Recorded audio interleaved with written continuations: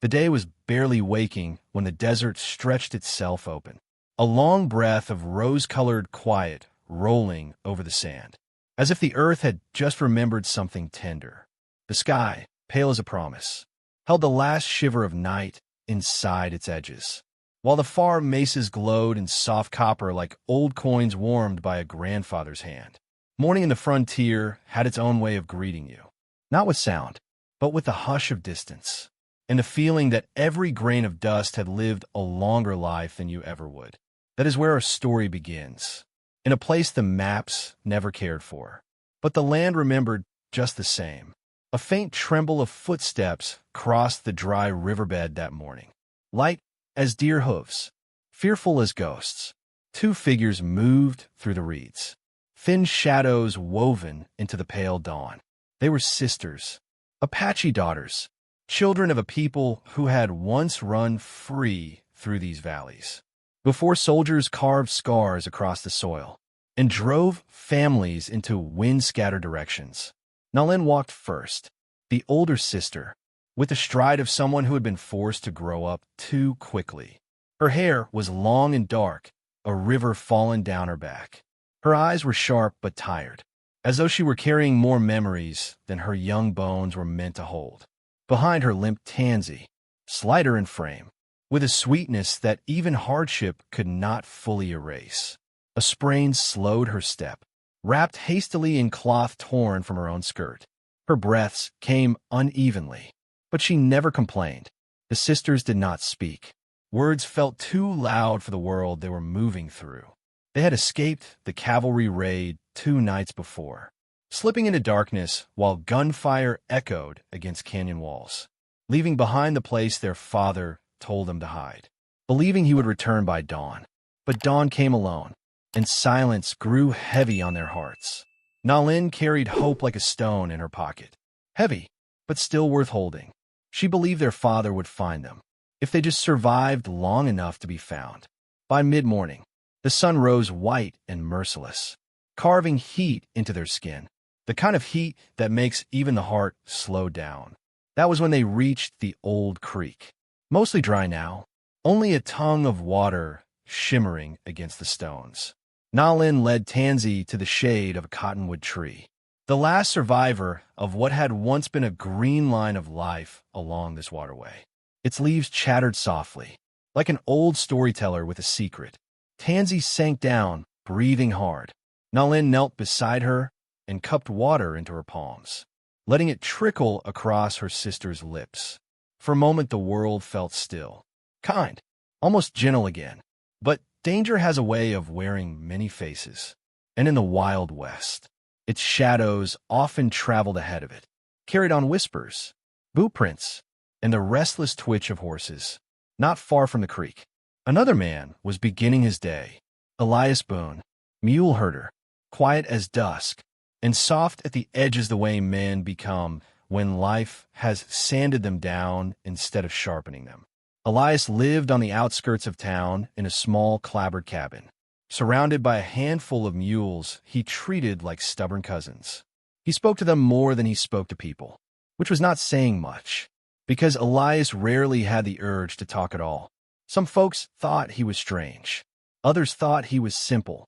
But the truth was that Elias carried a gentle heart beneath his dust-bitten exterior, the kind that notices wounds on creatures others overlook, the kind that knows how to sit with silence without fearing it. That morning, he had taken Solomon, his strongest and oldest mule, to graze along the creek.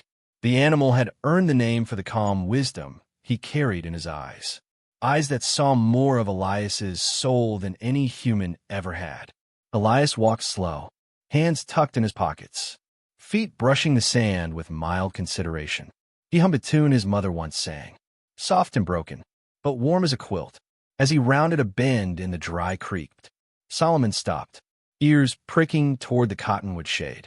Elias followed the mule's attention, and there he saw them, 2 figures curled up against the roots, wary eyes watching him from beneath shadows.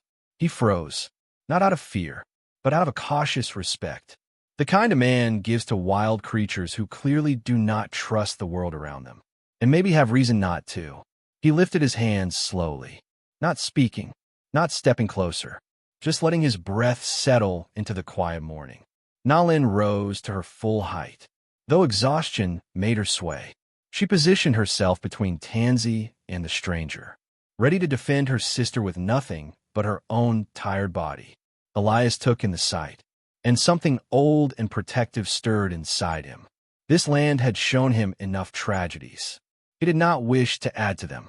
He nodded once, a small gesture, and stepped back, leaving a respectful distance between them. The sisters watched him, like two frightened sparrows, unsure whether the hand reaching toward them held food or a cage. Elias turned to Solomon, opened his saddlebag, and quietly removed a wrapped bundle of cornbread, a small flask of water, and a faded cloth the color of sunlit wheat. He placed them carefully on a flat rock near the cottonwood, never once looking directly at the sisters, as though he were offering the items to the land itself, and not to them.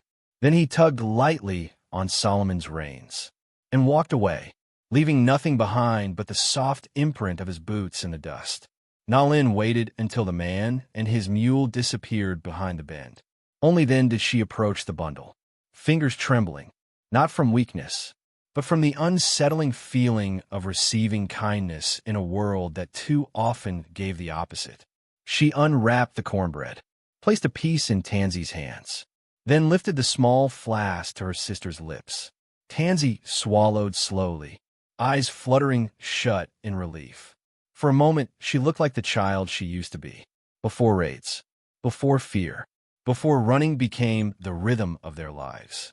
Later that afternoon, Elias returned to the town outskirts, but he could not shake the image of the sisters from his mind. Their hollow cheeks, their guarded stares, their fragile bravery. Something in him whispered that danger was close, and his instinct was rarely wrong. He had lived long enough in these lands to feel trouble the way a mule feels a storm, long before the clouds arrive, and trouble was indeed stirring. Miles away, Jeb Caro and his riders had crossed into the region, kicking up dust and bad intentions. Jeb was the kind of man who believed the West owed him a debt, and he planned to collect it by force if necessary. A bounty had been posted for escaped Apache captives, and Jeb liked nothing more than money mixed with cruelty. He rode with a smirk, as if the world itself was beneath him. He was not born heartless, but he had carved out pieces of himself over years of greed and bitterness, until only the hunger remained. Jeb rode ahead of his men, eyes narrowed, sun carving harsh lines across his face. He scanned the ground the way wolves scan for weakness. When he found faint footprints in the sand, he grinned, the kind of grin that makes birds go silent. The sisters were close, and Jeb Caro did not intend to let them slip through his fingers. By the time the sun lowered into late afternoon, Elias had circled back toward the creek. He had told himself he was simply checking on Solomon, but he knew better. The sisters had taken root in his thoughts, and something deep inside him whispered that they were alone in a world that should never have left them that way. As he approached the cottonwood again, he stepped quietly, careful not to frighten them. But when he reached the bend, the sisters were already standing, waiting, as if they had sensed his return before he made it. This time they did not hide behind a tree. Nalin stood tall. Tansy leaned against her, their eyes steady, watchful, but no longer full of fear. Elias halted a few paces away, and in the soft space between them, a fragile thread of trust began to weave itself. Loose at first, but visible, a quiet acceptance settling like evening light on open hands.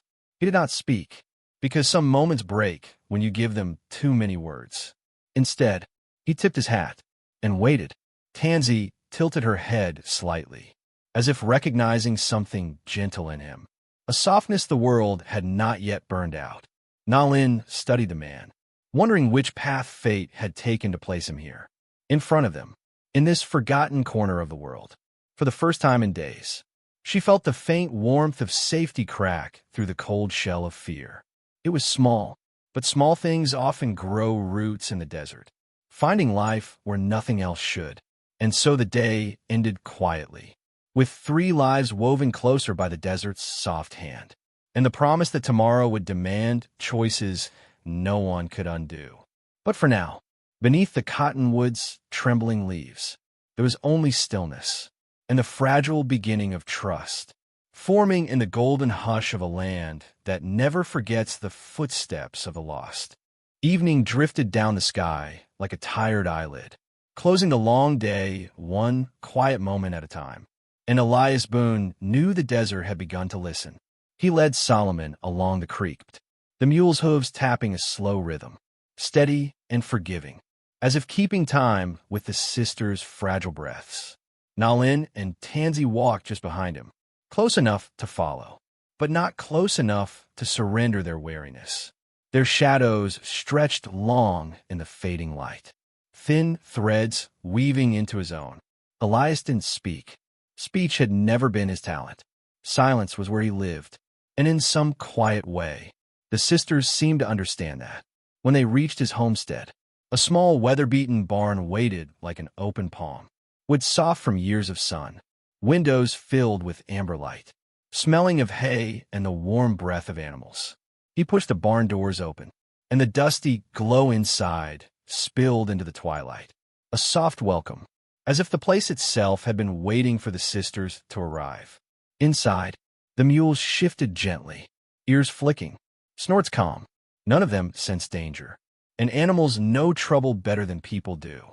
Elias gestured toward a corner layered with fresh hay. Here the air felt loose, safe, thick with the warmth of creatures who trusted their keeper. Nalin stepped inside first, cautious, eyes scanning every board, every corner, every shadow. Tansy leaned heavily on her, the limp worse now, pain shimmering in her face like a feverish sunrise. Elias knelt beside the younger girl, moving slowly, as if afraid to startle a bird with broken wings. He didn't touch her at first. He simply looked at the swollen ankle, his gaze gentle, the way healers look at wounds, not with judgment, but with quiet understanding. From a shelf, he took an old tin box. Its lid rusted, but its contents kept carefully in order. Inside were strips of cloth, herbs his mother once taught him to use, and a small jar of willow bark paste, smelling faintly of rain-soaked wood.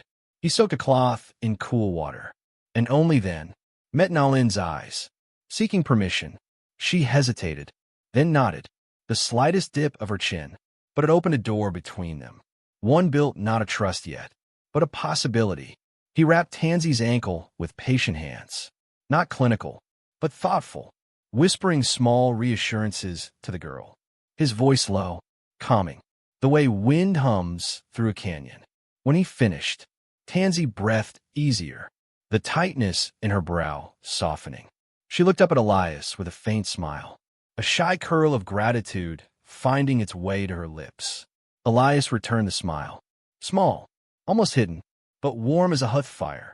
He stepped back, giving the sisters space, and began tending the mules, letting them eat from his hands, brushing their coats, whispering into their ears like old friends.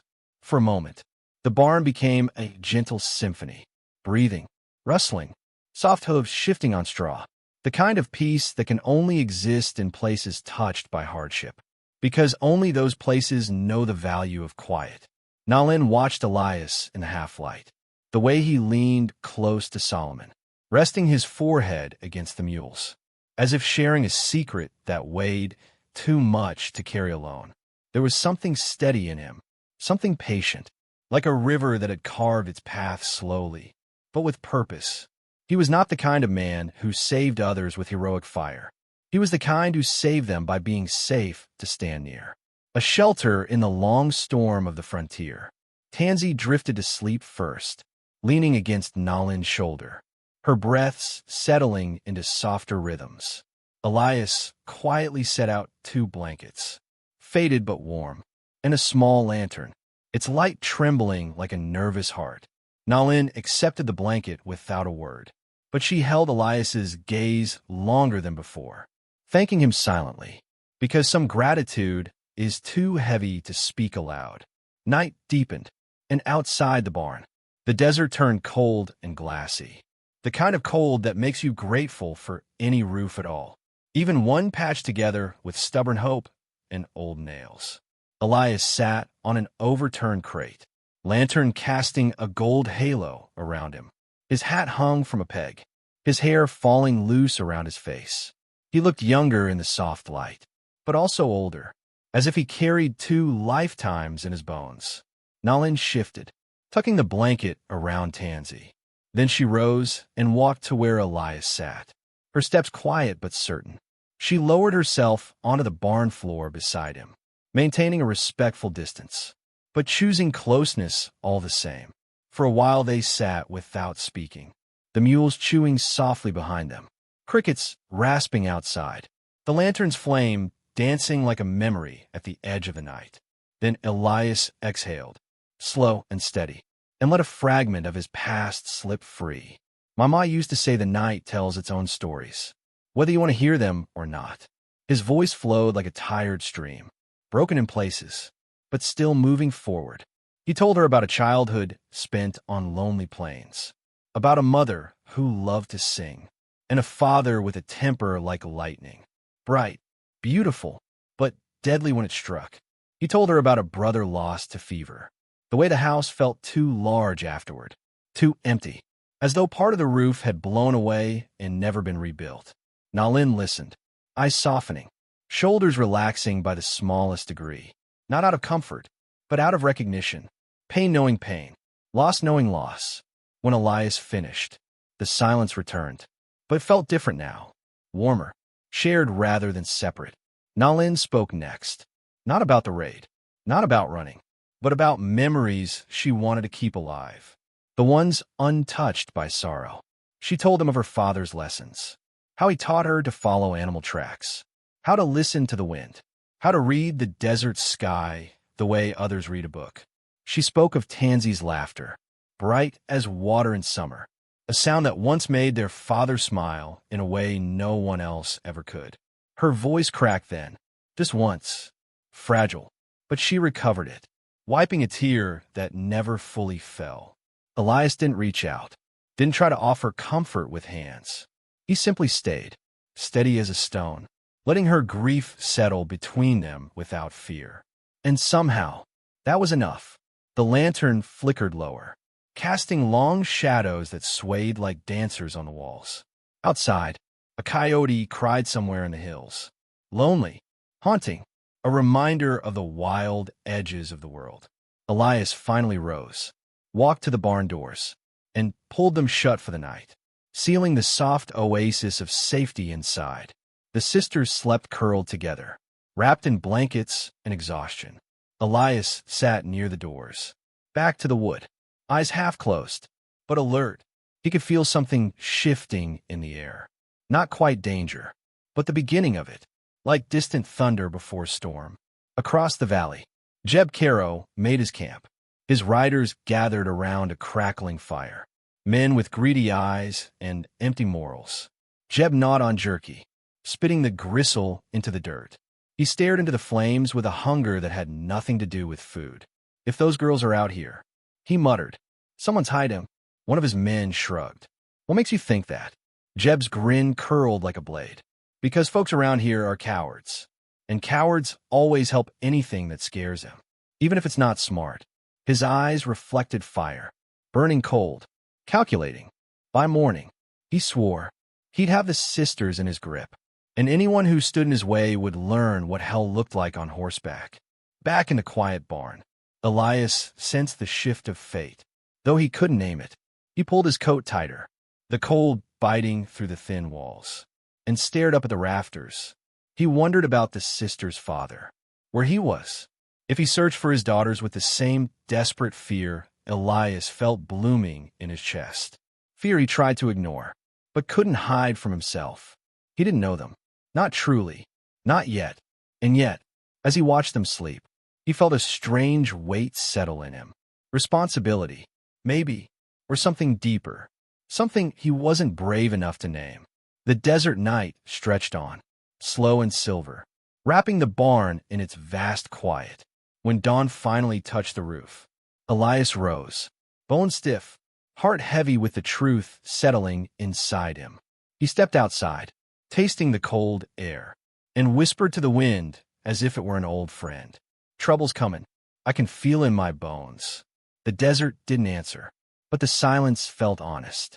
Inside, Nalin stirred, eyes opening slowly, meeting Elias's silhouette framed by the early morning glow.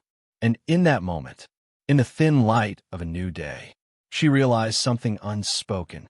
This man, with dust on his boots and sorrow in his smile, might be the first safe place they had found in a long, long time. But safety was a fragile thing in the Wild West, and fate had already begun to turn its wheel. Morning broke like a whispered warning, pale and reluctant, as if the sun itself hesitated to touch the world with the day that was coming. Elias Boone stepped out of the barn, boots sinking softly into the chilled earth, the horizon still wearing its cloak of violet and ash. He breathed in the thin desert air and felt it again, that strange tightening in his ribs, the wordless instinct that trouble was riding toward him on a hard and hungry wind. Inside, Nalin helped Tansy sit up, the younger girl wincing as her wrapped ankle brushed the hay. But the swelling had eased, thanks to Elias's careful hands, and Nalin felt the smallest seed of gratitude settle deeper inside her chest. She watched him through the open door, standing quiet against the dawn, the world painting him in shades of loneliness and gentleness. A man who did not take up much space, yet somehow filled the air around him with steady warmth. Elias turned, caught her looking, and offered a faint half-smile, the kind you give when you're not sure if hope is allowed this early in the day. Nalin dipped her head in return, but her eyes lingered on him a moment longer. Tansy stirred beside her, sleep still clinging to her lashes. "Is it morning yet?" Nalin brushed a loose hair from her sister's forehead. "It is, and we must be ready." Tansy nodded, trusting her without hesitation, the way younger siblings so often trust with their whole hearts, even when fear trembles beneath the surface. Elias stepped inside, and the barn filled with the scent of cold wind and sun-worn leather. He didn't speak until he reached them, his voice low, as if words themselves might frighten the fragile peace of the morning. "Riders came through town last night, asking questions that don't sit right with me." Nalin tensed. Tansy's hand tightened around her sister's sleeve. Elias continued, eyes moving between them like a man weighing truth carefully. "A group led by Jeb Caro. Heard of him?" Nalin nodded slowly, a shadow crossing her face. She had heard the name, whispered in fear, spit in anger. A man known for cruelty, and a hunger for coin that drowned out anything human in him. Elias lowered his gaze for a moment, gathering himself. "And he's looking for Apache runaways. Said he tracked footprints near the creek." Nalin's breath sharpened, a silent blade inside her chest. The nightmare they had been fleeing had already caught their scent. Tansy's voice trembled. "What'll he do to us?" Elias didn't answer immediately, because lies felt disrespectful in moments like these, and fear already lived too close to their skin. Finally he spoke, honest and careful. "He won't take you if I can help it."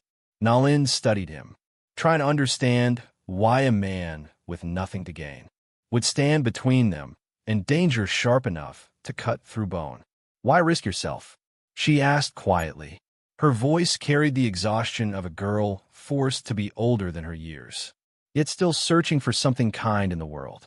Elias looked down at his hands, as if the answer might be hiding in the dust beneath his fingernails, or in the scars life had carved into his palms. "Because someone should," he whispered, and those 3 words settled into the barn, soft as falling ash, heavy as a vow. He turned away then, focusing on Solomon, the old mule chewing hay with slow patience. Solomon had been Elias's companion for years, through storms and loneliness, a creature of quiet loyalty, strong enough to carry burdens heavier than any saddle. Elias rested his hand on the mule's neck, the gesture gentle, but there was an ache in it, a knowing, a goodbye forming somewhere deep beneath the surface. Nalin watched him, the way his fingers pressed into Solomon's dark fur, the stillness of his shoulders, the tremble he tried to hide. Something inside her chest shifted. A small warming. A recognition. A man does not grieve giving away an animal, unless that animal is family. Elias turned back to them, his voice soft, grave, and shaped by a decision he had already made long before speaking it. You'll need Solomon to leave, and you'll need to leave today, before sunset, while there's still a chance of outrunning Caro riders. Tansy gasped, eyes widening. Solomon? But he's your... Elias nodded once. Even if the word hurt, he let it go without fighting it. He's my best, my strongest, my steadiest, and he's the only one who can carry you both far enough to be safe. He paused, letting the truth settle into the morning. If you stay here, Caro will find you, and I won't be enough to stop him. Nalin's throat tightened, emotion threading through the cracks of her composure, like water finding its path through dry river stone. You're giving up everything for us, she whispered. Why?